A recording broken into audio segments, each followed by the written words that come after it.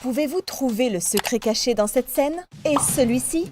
Vous ne pouvez probablement pas, et c'est parce qu'il y a des secrets dans Demon Slayer qui ne peuvent pas être trouvés en regardant les scènes à vitesse normale. C'est pourquoi j'ai entièrement regardé Demon Slayer à une vitesse de 0,25 afin de trouver les secrets les plus fous que vous n'avez jamais remarqués auparavant.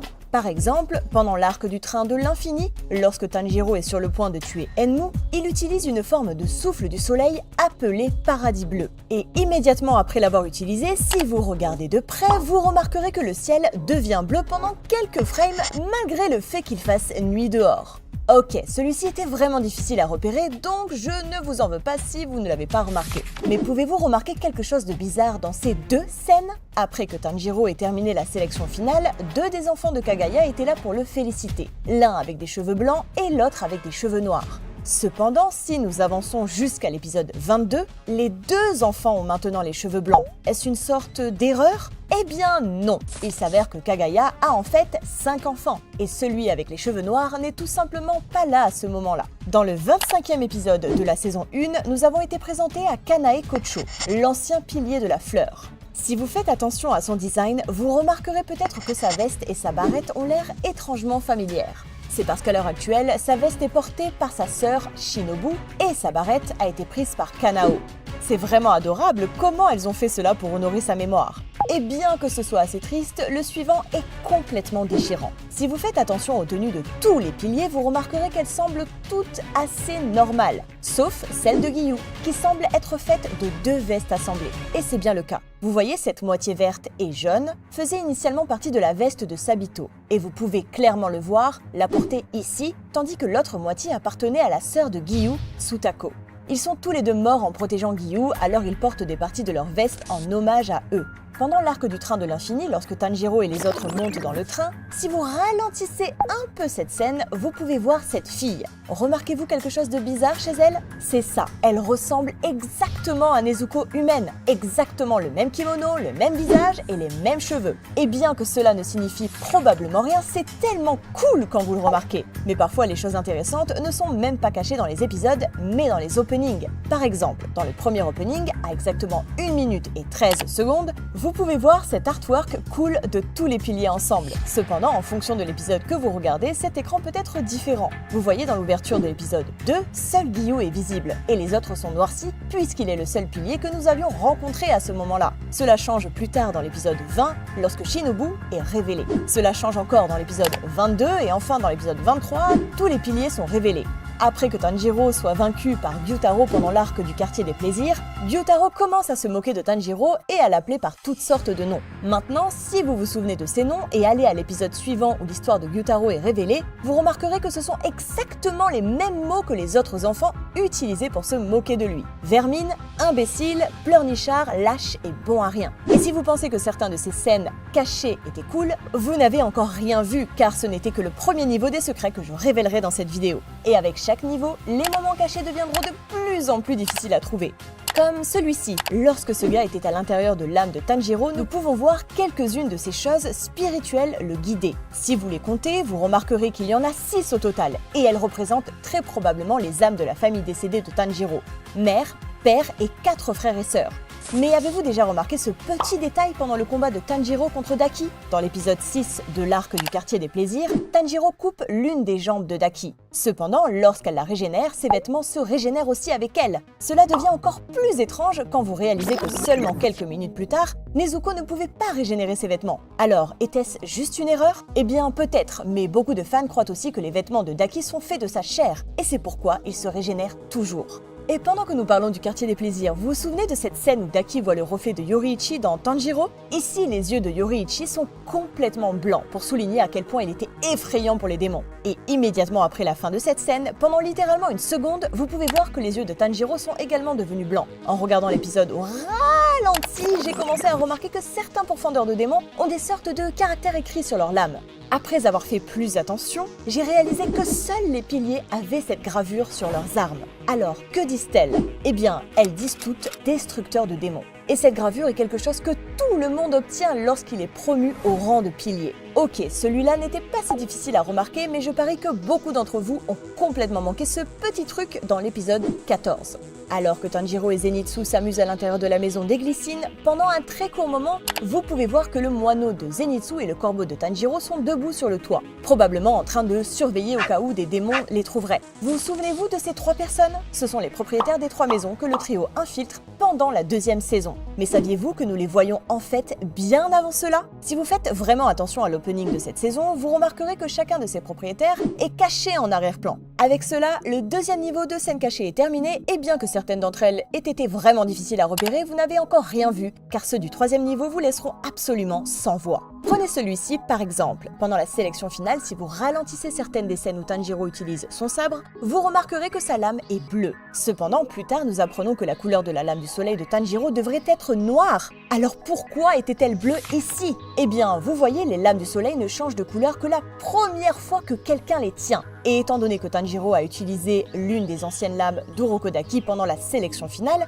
sa couleur est restée bleue au lieu de devenir noire. Ok, ce détail était assez petit, mais êtes-vous prêt pour un qui est encore plus petit? À un moment donné, pendant le combat de Tanjiro contre Daki, il utilise son sabre pour maintenir ses ceintures en place. Cependant, un petit détail à noter ici est que le côté tranchant de l'épée de Tanjiro est tourné vers la droite, ce qui signifie que lorsque Daki essaie de tirer ses ceintures en arrière, l'épée devrait les déchirer. Mais ce n'est pas le cas. C'est probablement une erreur de l'équipe d'animation et le sabre aurait dû être tourné de l'autre côté. Mais avez-vous déjà remarqué que certains des corbeaux que les piliers utilisent ont des accessoires uniques? Par exemple, dans cette scène, vous pouvez voir un corbeau avec un collier et des boucles d'oreilles flashy, ressemblant évidemment à Tengen, car c'est son corbeau. Et aussi ici, vous pouvez voir un corbeau avec un accessoire en forme de cœur vert et rose, ressemblant au design de Mitsuri. Maintenant, vous avez probablement remarqué qu'à un moment donné dans l'anime, la marque sur le front de Tanjiro est passée d'une cicatrice à une sorte de tatouage. Mais avez-vous déjà remarqué quand exactement cela s'est produit?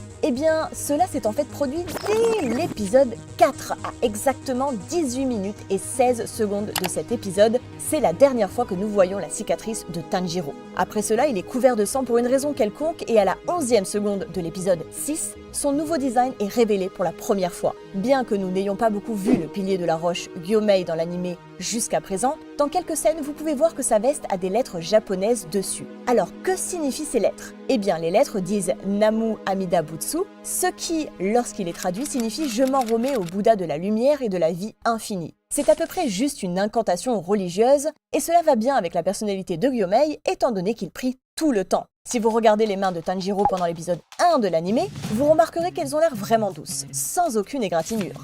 Cependant, après s'être entraîné avec Urokodaki, ses mains sont devenues visiblement endommagées. À partir de là, à peu près chaque fois que nous voyons une scène en gros plan des mains de Tanjiro, vous pouvez remarquer ces petites égratignures, ce qui est un détail incroyable de la part de l'équipe d'animation. Avant de couvrir le 5e niveau et les secrets qui sont littéralement impossibles à remarquer, couvrons d'abord le 4e, qui contient les scènes les plus folles jusqu'à présent, et je parie qu'aucun d'entre vous ne les a remarquées avant. Pendant l'arc du village des forgerons, nous avons été correctement introduits à Genya, et nous avons même eu un peu de son histoire. Pendant cette scène spécifique, exactement à 17 minutes et 50 secondes, vous pouvez voir cette fille. Remarquez-vous quelque chose d'étrange chez elle? Elle ressemble exactement à la sœur de Giyu. Sa coiffure, ses vêtements et même sa barrette sont exactement les mêmes qu'elle. Cependant, la chose la plus folle est que puisque c'est une scène d'un retour en arrière, la sœur de Giyu était très probablement vivante à cette époque. Ce qui signifie que cela pourrait réellement être elle. Et bien que ce soit absolument fou à penser, saviez-vous qu'il y a un autre grand secret dans le tout premier épisode de la série? Vous voyez, avant que Tanjiro n'entre dans la ville pour vendre du charbon de bois, vous pouvez voir un de ses frères et sœurs tenant une hache. Plus tard, lorsque Tanjiro apprend que toute sa famille est morte et commence à courir avec Nezuko, vous pouvez voir qu'il a la même hache autour de la taille. Il l'a probablement ramassée à un moment donné hors champ. Bien sûr, c'est ensuite la même hache qu'il utilise pour attaquer Giyu. Je veux dire, ce n'est rien de révolutionnaire, mais c'est un détail vraiment cool que je doute que beaucoup de gens aient remarqué en regardant l'anime à une vitesse normale. Donc vous avez probablement remarqué que chaque fois que Gyoko, le démon de la lune supérieure 5, veut utiliser l'une de ses techniques, il le fait avec ses vases en porcelaine. Cependant, un détail que vous avez peut-être manqué est qu'il utilise un vase au design différent pour chaque attaque. Par exemple, voici le vase qu'il utilise pour activer son attaque poisson assassin, un millier d'aiguilles. Voici celui qu'il utilise pour l'attaque poulpe du vase infernal. Celui-ci est pour créer des flux d'eau, et celui-ci Lucy et pour son attaque nuée de 10 000 poissons d'argile. C'est un détail vraiment sympa, mais sérieux, les noms de ces attaques ont sérieusement besoin d'être changés. Un autre excellent détail peut être trouvé dans l'opening de la même saison. Dans cette courte scène, vous pouvez voir Muichiro combattre contre la poupée Yoriichi type 0. Et si vous la mettez en pause à exactement la 25e seconde,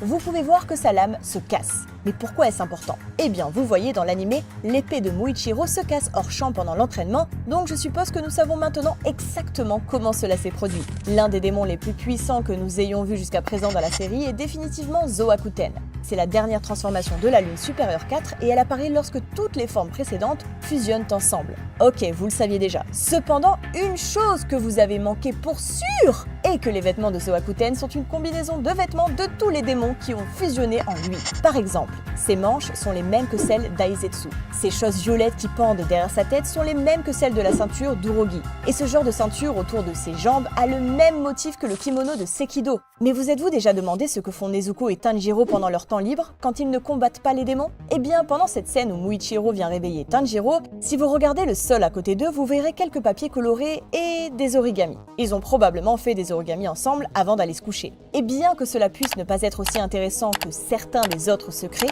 vous devez admettre que c'est vraiment mignon. Assez plaisanté, nous sommes enfin au 5e niveau. Et j'espère que vous êtes prêts car tous les détails qu'il nous reste sont absolument époustouflants. Au tout début de la saison 3, nous voyons toutes les lunes supérieures ensemble lors d'une réunion. Pendant ce temps, Doma taki Nakaza qui en retour détruit la moitié de son visage. Maintenant, si nous ralentissons vraiment la partie où Doma se régénère, nous pouvons voir à quel point c'est incroyablement détaillé. Regardez de plus près. Vous pouvez clairement voir comment ces os apparaissent d'abord, puis un peu de tissu et enfin la peau. C'est insensé que les animateurs aient mis autant d'efforts dans cela. Ce n'est pas la seule fois où les animateurs ont fait un effort de fou. Au tout début de la série, pendant la scène d'ouverture, nous pouvons voir ces marques étranges dans la neige. Presque comme si un genre de véhicule était passé par là. Cependant, ce n'est pas le cas, car nous savons que Tanjiro a laissé ses marques en portant Nezuko. Alors, est-ce genre une erreur? Eh bien non, ce n'est pas une erreur. C'est en fait juste un détail incroyablement réaliste laissé par les animateurs. Vous voyez, Tanjiro a porté Nezuko pendant longtemps et était vraiment fatigué. Alors il a fini par traîner ses jambes car il n'avait pas assez de force pour les soulever à chaque fois. C'est pourquoi les marques dans la neige ressemblent à ça au lieu de traces de pas normales. Si vous avez réussi à repérer celui-là par vous-même, je vous applaudis. Mais il y a des détails encore plus cachés que celui-ci. Pendant le combat de Tanjiro contre Gyutaro, à un moment donné, Tengen jette Tanjiro pour le sauver de l'attaque de Gyutaro.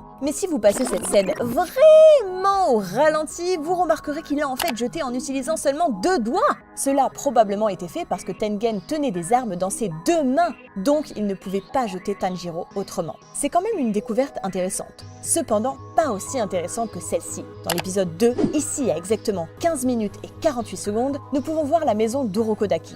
Et sur le toit, vous remarquerez ces pierres. J'avoue, ça me semblait un peu étrange, alors j'ai fait des recherches et j'ai découvert exactement pourquoi Urokodaki les avait mises là. Vous voyez, à l'époque, les gens qui vivaient dans des régions tempétueuses ou dans les montagnes mettaient généralement des pierres lourdes sur le toit pour que les vents violents ne le détruisent pas. Punaise, ce niveau de détail est incroyable. Pendant l'arc du train de l'infini, nous avons vu Akaza, le démon de la lune supérieure 3, se battre pour la première fois. En activant l'une de ces techniques appelée boussole, vous pouvez voir ce symbole apparaître sous ses pieds. Maintenant, si vous regardez de plus près, vous remarquerez que ce symbole ressemble à un flocon de neige, ce qui est un peu bizarre parce que ne devrait-il pas ressembler à une boussole à la place? Eh bien, si vous faites très attention en lisant le chapitre 155 du manga, vous remarquerez que la fiancée d'Akaza, quand il était humain, avait des épingles à cheveux, en flocons de neige. Bien qu'Akaza ne se souvienne pas de son passé, il a inconsciemment fait ressembler son attaque à ça.